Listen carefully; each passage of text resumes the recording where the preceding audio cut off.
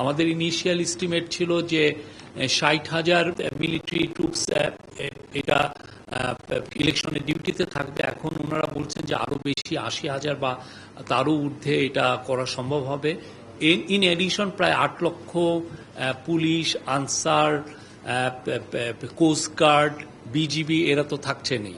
এটা কিন্তু একটা ইলেকশন তো শুধুমাত্র আপনি যে 47,000 আপনার ভোটিং সেন্টার এবং আরো বোধহয় আরো বেশি ভোটিং বুথ। তো ইলেকশন তো শুধুমাত্র আমি যদি আপনি এই 8 লক্ষ ল এনফোর্সিং এজেন্সির মেম্বারকে যদি ভাগ করে দেন, ওইটা কিন্তু খুব বেশি হয় না, 4-5 জন এক একটা ইয়েতে। তাতে ইলেকশন আসলে করে হচ্ছে সোসাইটি, ইলেকশন করে পলিটিক্যাল পার্টিগুলো, এবং এটা কম্পিটিটিভ অ্যাটমসফিয়ার থাকলে এবং ওই গ্রাসরুটে সবার মধ্যে যদি যে না আমরা একটা ভালো ইলেকশন করব, এইটা যদি থাকে আমার মনে হয় একটা খুবই ভালো ইলেকশন হবে। এবং সেটার একটা রিফ্লেকশন আমরা দেখেছি ডাকসুতে, এবং এটা হবেই।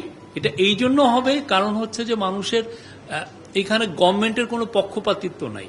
গভর্নমেন্ট নির্মোহভাবে তার ল এনফোর্সিং এজেন্সিকে দিয়ে চেষ্টা করবেন যে সর্বোচ্চ সিকিউরিটি দিতে, সর্বোচ্চ শান্তিপূর্ণ পরিবেশটাকে বজায় রাখতে। এটা হলে আর মানুষ যদি বন্যার মতো বানের, যেটা কবিরা বলেন বানের জলের মতো যদি মানুষ ভোট দিতে আসেন, কারো সামর্থ্য নাই এই ভোটটাকে ডিসরাপ্ট করার, কারো সামর্থ্য নাই। মানুষের আগে যেটা ছিল হাসিনার আমলে, তারা ইচ্ছা করে, সরকারের তো ইচ্ছাই ছিল ভালো ভোট যাতে না হয়, সাথে হচ্ছে এই পলিটিক্যালি মেসেজটাই ছিল পলিটিক্যাল পার্টি বা গ্রাসরুট অ্যাডমিনিস্ট্রেশনকে যে ভোটটা যাতে দলকানা হয়, ভোটটা যাতে চুরি হয়। তো সেক্ষেত্রে তো এখানে সবাই মিলে যদি আমরা অনেস্ট থাকি আমাদের চিন্তা ভাবনা এবং আমাদের কি কাজটা আমরা করছি সে বিষয়ে, ইলেকশন আমি ব্যক্তিগত মনে করি এবং আমাদের গভর্নমেন্ট মনে করে যে এটা খুবই ভালো হবে, ফ্রি, ফেয়ার, পিসফুল একটা ইলেকশন।